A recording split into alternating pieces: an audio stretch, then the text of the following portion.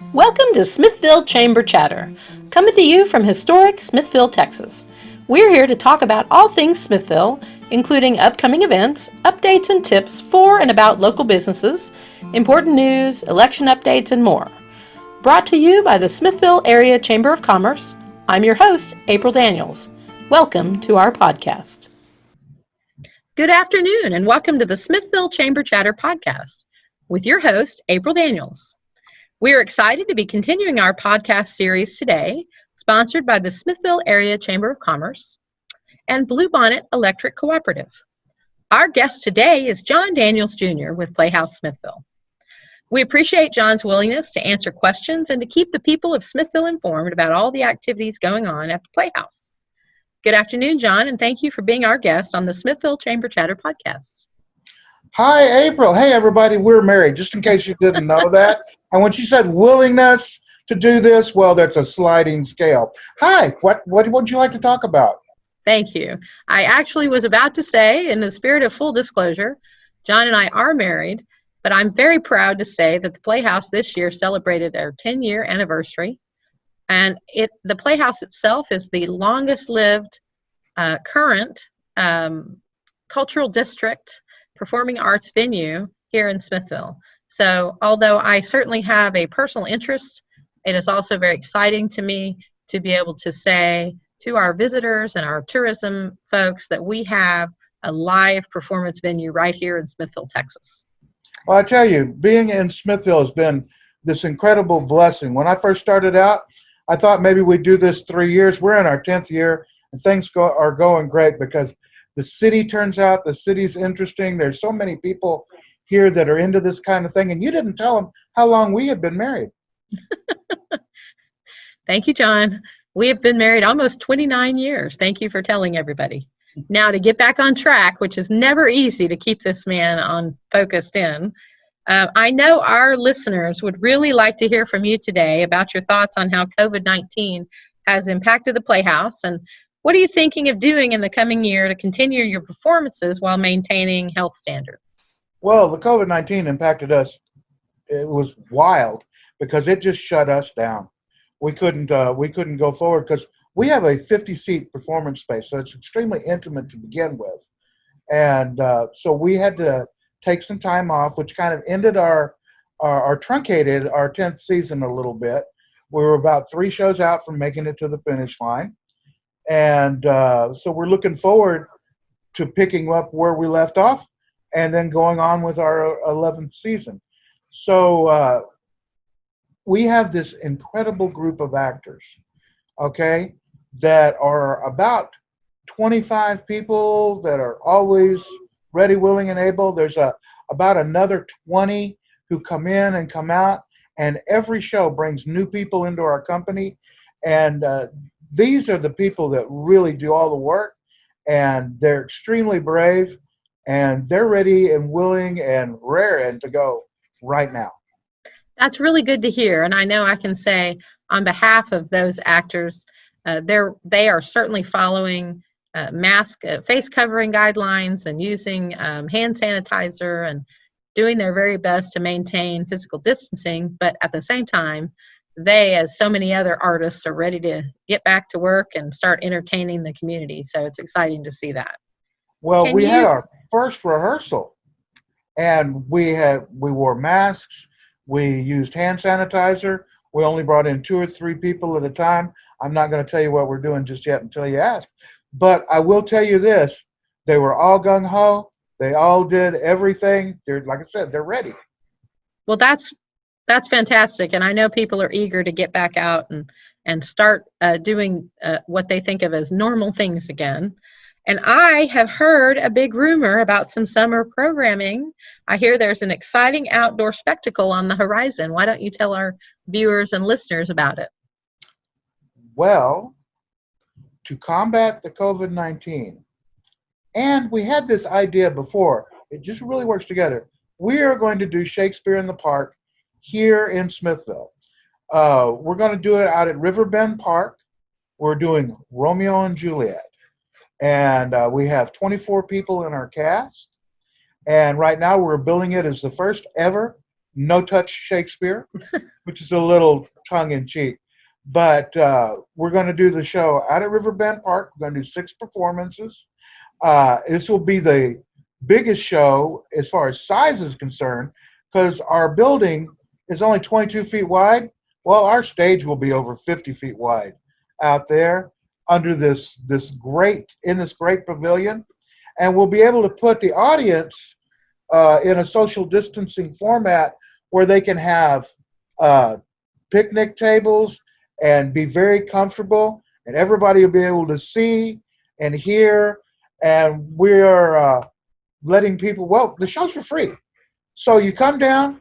Shakespeare in the Park is always a party of one style or another.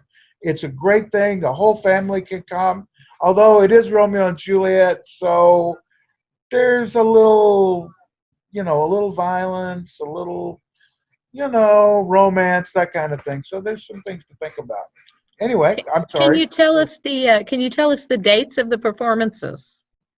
Okay, well, the 24th of July will be opening night. So we'll do the 24th and the 25th. Which are a Friday and Saturday at 7. What time? It'll be at 7:30. Okay. Yeah, the idea is that when you come in, you start seeing the show, the sun is up. And so we're all in the same room. It's all happening right there. And then as the sun goes down and the lights come on, it begins to focus in. And as it works with Romeo and Juliet, it begins to focus in when the tension really begins to build. So that is, again, July, what was it again? 24th and 25th on opening weekend. And then it'll 3 weekends. It'll run for 3 weekends on Fridays and Saturdays at 7:30 out at Riverbend Park. I would be sure to remind folks that this particular performance is grant funded by the Texas Commission on the Arts. The city of Smithville is sponsoring this as well as our very generous Mayor Scott Saunders, in his capacity as Farmers Insurance agent, Scott Saunders. And the Chamber's cultural funding is also helping to fund this performance so that we can bring a completely free production to the people of Smithville, to Bastrop County, to all of Central Texas to come and enjoy an outside, socially distanced, but fun, family-friendly event. I would also like to say at this moment, I just want to take a moment and thank the sponsor of today's podcast, Bluebonnet Electric Cooperative. Bluebonnet is always so generous and sponsors so many things here in Smithville. We thank you so much for supporting our podcast today. So, John, I know that the Playhouse has been working on announcing their next season. Before we talk about that, I know your 10th season was cut a little short. Can you tell us about the shows you did perform in 2019, 2020, and whether we might see any of those productions in the upcoming season? Well, we got all of our shows that we intended to do, except for the last 3. We opened up with A Funny Thing Happened on the Way to the Forum, and we worked all the way through Beauty and the Beast. And we stopped right when we were getting ready to do A Streetcar Named Desire, which is being directed by my friend Sam Blasco. Okay? So after we do the Shakespeare in the Park and another play I'm going to tell you about in a minute, then Sam's going to put on Streetcar Named Desire, and then we're going to look at an original rock opera that's been written by Will Holcomb, directed by me, with music by Gina Chronis-Bayer and my son, who happens to be your son too, Matt Torres. Now, those were some shows that we would have seen at the end of the 10th season, Yes. and we may hopefully get to see those in the 11th season. You will. Great. So I know that it's been pretty exciting to watch things change, and we've seen a lot of things change for performance venues over the last several months as we've been going through the COVID-19 crisis. But the Playhouse does seem to also be continuing on with some programming for the library and for a veterans playwriting competition. Can you tell our listeners and viewers a little bit about that? Well, every year, the Playhouse has produced a play for the library's summer program. and we produce it around whatever their theme is. And this year is Imagination, which is a really good year for it. Now, unfortunately, we won't be able to perform live at this particular time. So we are going to make a movie for the library. So that will have had 9 original scripts and an original movie by the end of July. That's fantastic. And we were given an opportunity to do a statewide playwriting competition for veterans. And a local playwright, Glenn Pesky, won. His name of his show is Troop 2239. It's a very sweet and innocent show about a camping trip in a Boy Scout troop, which with just as many girls as there are boys, and the silly things that can happen to you. And it's very funny, it's very lighthearted, and a good thing in times like these, I think. And I understand that's going to be performed live, but also be performed and recorded so that people can watch it via social media as well. And we're going to perform that outside too, because it's supposed to take place in a campsite.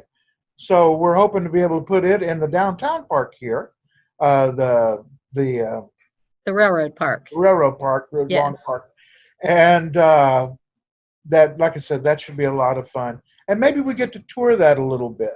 You know? Well, I know our viewers and our listeners are always excited to see anything that benefits veterans in our community. So I can't wait to see that. It's going to be a fun, really neat opportunity for everyone that's involved in it. Now, John, finally, I know our viewers and listeners would like to hear about your shows and what you're planning for the 11th season. What can we look forward to seeing in the coming months? Well, you're going to see Romeo and Juliet. That kicks it off. And it kicks it off exactly 10 years to the day from the very first show that we did at Playhouse Smithville. So that's really kind of an unusual and happy occurrence. And we're going to do Troop 2239, the playwriting contest winner, Glenn Pesky's play. Then Sam Blasco is going to pick up and do Streetcar Named Desire by Tennessee Williams. Then we're looking at doing An Unsafe Place, written by Will Holcomb, music by Gino Gottschall and Matt Torres, our son. And then we're going to open things up. We've got several playwrights in this area, and we haven't specifically nailed down what we want to do, but we know that we want to do Some Like It Hot. We've wanted to do that for a long time. We have a wonderful cast, and more than likely that'll be the end of the 11th season. So it'll be a little bit of a surprise what will be in the middle, because we don't know what's happening right now. We don't know when we'll be able to get back in our building. So we'll just have to keep coming up with these unusual and different ways of doing things, because when you have a group of people, a group of actors like we've got, you've got to keep them doing the thing that they do. You know, absolutely. When you live in a town like Smithville, where people enjoy these kind of things, you got to keep doing the thing you do. And, you know, I'd also like to say on behalf of the Chamber of Commerce that this year the Playhouse will do their 10th production during the Festival of Lights parade. 10 years ago, Adina Lewis, who was then the head of the Chamber of Commerce, approached the Playhouse about doing a play right after the Festival of Lights parade. And so this year, in December, will be the 10th production of a play right after the Festival of Lights parade. That is a great example of organizations and businesses working together to enrich our community and to bring fun programming to the kids and the adults and people of all ages in Smithville. Well, you know, half of those plays we've done outside. We've done in front of the Playhouse, and people have sat in the street after the parade, and it's been wonderful.